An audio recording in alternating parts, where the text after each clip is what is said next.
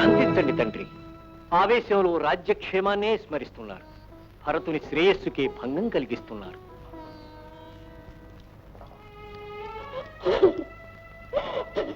చూసారా మహారాజా, ఆభరణ శూన్యుడే జటావల్కలాలు ధరించిన మీ రాముడు ఇప్పుడు మీ కళ్ళకి చల్లగా కనిపిస్తున్నాడు కదా. నేటితో మీ సత్యవాక్య పరిపాలన సిద్ధిస్తుంది కదా. తృప్తి పడండి. తండ్రి గారి మనస్సును ఇంకా నొప్పించకు తల్లి.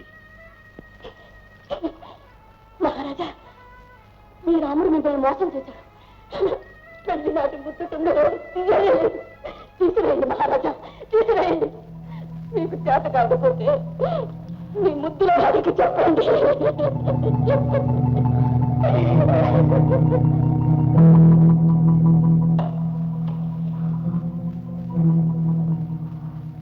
ఇది పెళ్లి నాటి ముద్దు టుంగురం ప్రభు. అయోధ్యనంతా మహారాజు శ్మశానం చేయదలిచినప్పుడు ఆ ఉంగరం మాత్రం దేనికిక్కడ?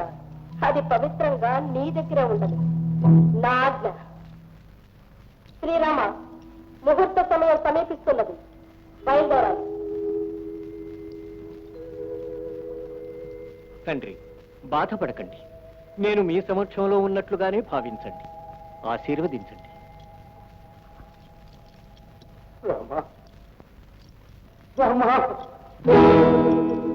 వెళ్ళాలా రామ, వెళ్ళే తీరాలా, వెళ్ళాలా రామ, వెళ్ళే తీరాలా, కూరిమి తమ్మునితో బంగారు బొమ్మ సీతమ్మతో,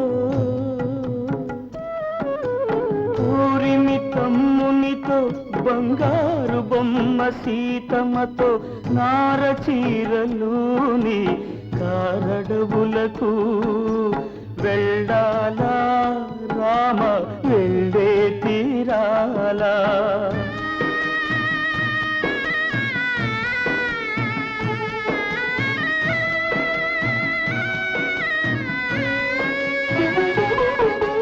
మా రామయ్య రాజైతే మనమంతా రాజులమని ఎన్ని కలలు కన్నామో, ఎన్ననుకున్నామో. మా రామయ్య రాజైతే మనమంతా రాజులమని ఎన్ని కలలు కన్నామో, ఎన్ననుకున్నామో. కన్నీరాగదు తండ్రి, కన్నీరాగదు తండ్రి, కడలులే పొంగేను. అనాథులను మమ్ము విడిచి ఈ అయోధ్యనిలా విడిచి వెళ్ళాలా రామ, వెళ్ళే తీరాలా.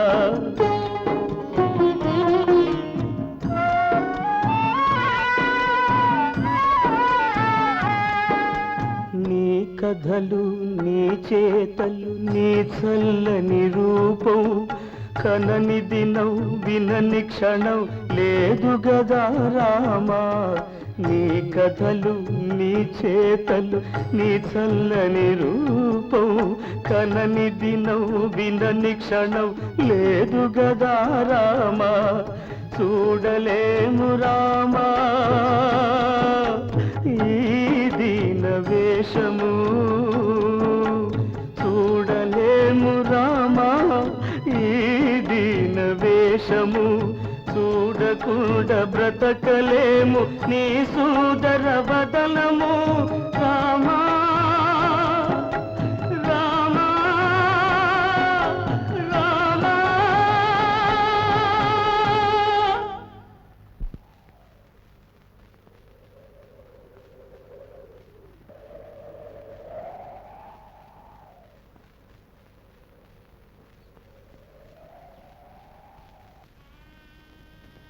నా గుండెలలో కోటి చందమామల వెలుగులు విరజిమ్మేది నా తండ్రి నువ్వు.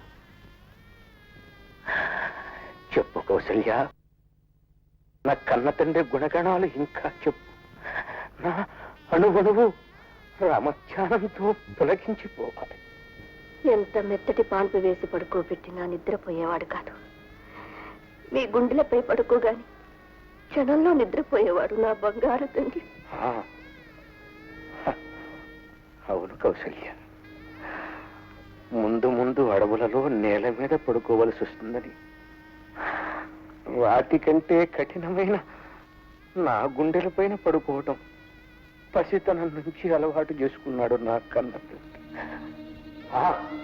కౌసల్య, ఇప్పుడు అర్థమవుతున్నది. రాముని మనస్సు కూడా రాయిగా మారిపోయినది. అందుకని దయమాలి ఈ వయసు మళ్ళిన తండ్రిని విడిచిపోగలిగాడు. అలా అనకండి ప్రభు. రాముడు దయామయుడు. తండ్రి ఆజ్ఞ పాలించటం తన విధిగా భావించి కదా అడవులకు వెళ్ళింది. అవును, నా రాముడు దయామయుడు. నా మాట పాటించి తప్పక సుమంత్రునితో తిరిగి వస్తాడు. తప్పక వస్తాడు. రాముని చూసిన ఋషులు రాణిస్తారా? రాక్షస సంహారం చేసి యజ్ఞ రక్షణ చేయనిదే రాముడు మాత్రము తిరిగి వస్తాడా? రాడు ప్రభు. కౌసల్య, విచారించు. రాముడు రారాదు. నా రాముడు ఋషుల యజ్ఞయాగాదులు కాపాడాలి. విల్లెక్కు పెట్టి మహావీరుడై దుష్ట శిక్షణ చేయాలి. కోదండపాణి అయిన నా రాముని దివ్యమంగళ రూపాన్ని నేను కనులార వీక్షించాలి. రామా, రామా,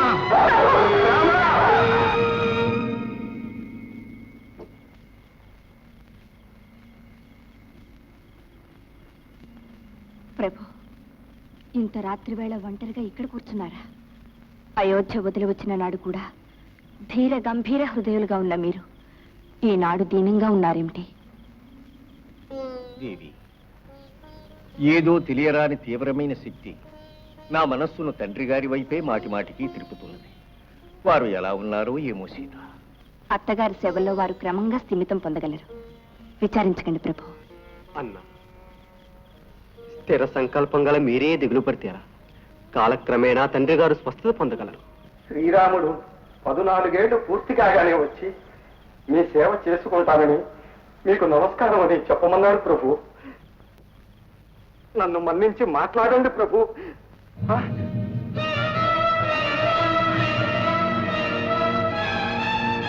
మహారాజా, ప్రభు, స్వర్గస్థులైన ప్రభు.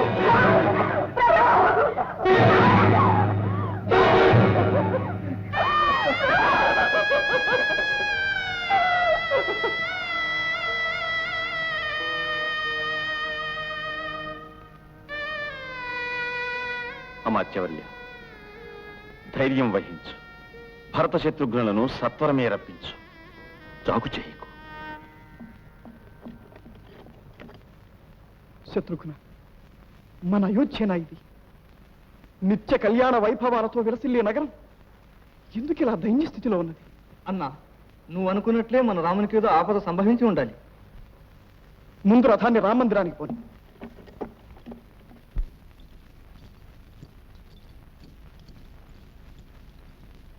అన్నా, అన్నా, శ్రీరామ, శ్రీరామ,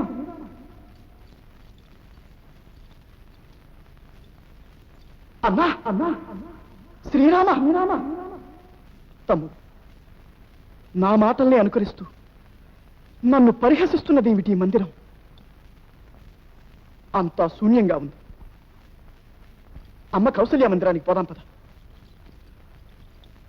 అమ్మా, అమ్మా, నా రాముడు ఎక్కడమ్మా? శోకమూర్తివై అలా ఉన్నావు ఎందుకమ్మా? నా అన్న శ్రీరాముడు ఎక్కడ? నీ తల్లి కైట చెప్పలేదా నాయన?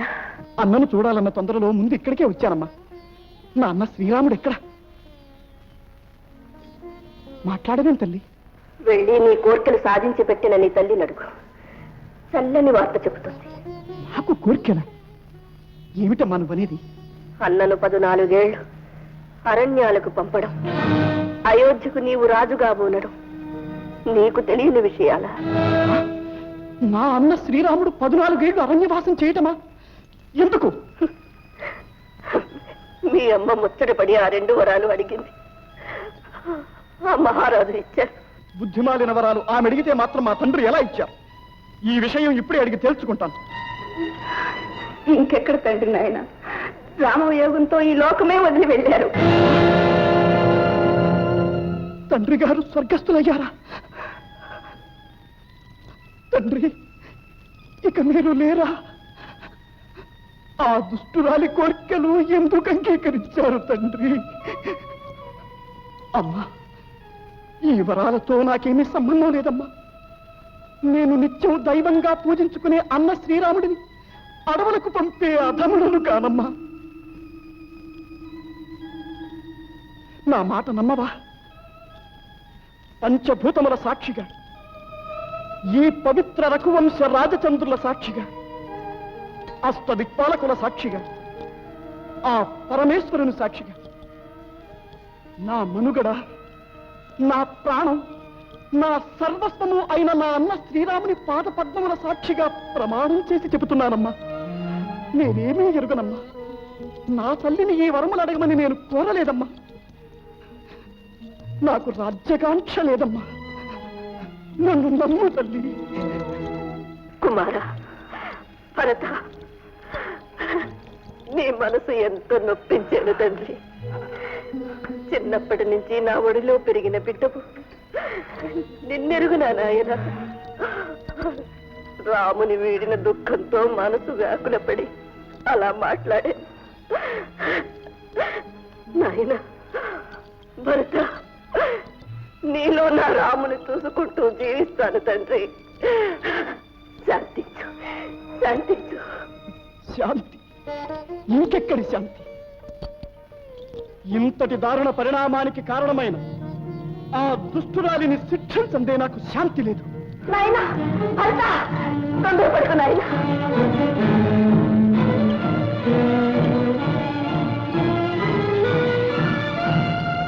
భర్త, వచ్చావా నాయనా? నీకోసమే ఎదురు చూస్తున్నాను. నా కోసమా? ఎందుకు? నా నెత్తిన అపకీర్తి కిరీటం మోపడానికా? అందరి ముందు నన్ను అపహాస్యం పాలు చేయడానికా? అదేమిటైనా అలా అంటావు? కన్న బిడ్డవన్న మమకారంతో ఎన్నో అపనిందలు నెత్తిన వేసుకొని నీకు సామ్రాజ్యాన్ని సంపాదించి పెట్టాను. నీ తల్లిని అనవలసిన మాటలేనా అవి? తల్లి? నువ్వు ఒక తల్లివేనా? మాతృస్థానానికే కళంకం తెచ్చిన పాపాత్మురాలు. సుగుణాభిరాముడైన నా అన్నను అడవికి పంపావు. నిన్ను ప్రాణ సమానంగా చూసుకునే భర్తను బలి కొన్నావు. అయోధ్యకి చిచ్చు పెట్టావు. నీచురాలా, ఇక నిన్ను బ్రతుకనిస్తే నీ నేరాలకు నేను బాధ్యుడనవుతా. భరత, మాతృహత్యకు తలపడతావా? నీ చర్యకు అన్న రాముడు హర్షిస్తాడనుకున్నావా నాయనా? మహాత్మా, సమయానికి అడ్డుపడి అన్న ఆగ్రహం నుండి నన్ను కాపాడారు. ఇక ఈమె ఏ అధోగతికైనా పోను. నాకేమి తల్లి కాదు, నేను తనయుని కాదు. ఇప్పుడే నా రాముడి కోసం బయలుదేరుతాను. ప్రార్థించి తీసుకువచ్చి పట్టాభిషిక్తుడి చేస్తాను.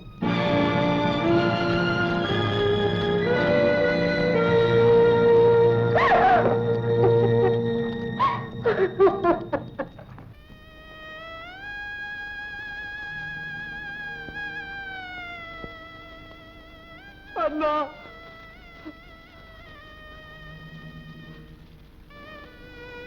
మహాత్మా, అన్న శ్రీరాముడు తండ్రి మాటను పాటించి రాజ్యమును విడిచిన త్యాగశీలి. ఆ ధర్మాత్ముని అనుసరించిన లక్ష్మణుడు తండ్రి. ఏ పుణ్యపాపములు ఎరుగని పసివాడు శత్రుఘ్నుడు. నేను కైక కడుపున పుట్టిన దోషానికి అన్ని విధాలా తండ్రి జీవితానికి అగ్నిదరి కొలిపే అభాగ్యుడనైనాడు. భరత, సకల ధర్మములు తెలిసిన వాడి ఆవేశపడుకున్నాయన, ఆవేశపడు.